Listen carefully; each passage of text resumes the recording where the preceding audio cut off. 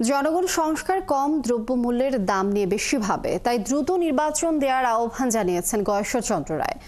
শনিবার লালমনিরহাটের বড় বাড়ি শহীদ আবুল কাশেম মহাবিদ্যালয় মাঠে শহীদ জিয়া স্মৃতি ফুটবল টুর্নামেন্টে কথা বলেন তিনি।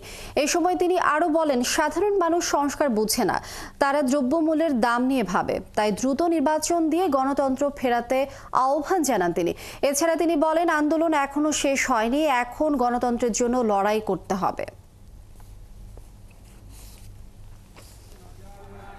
আমাদের আপনাদের কথা শোনার জন্য মানুষ নাই, মানুষ আছে, তার ভোটটা সে দিয়ে প্রমাণ করতে চায়।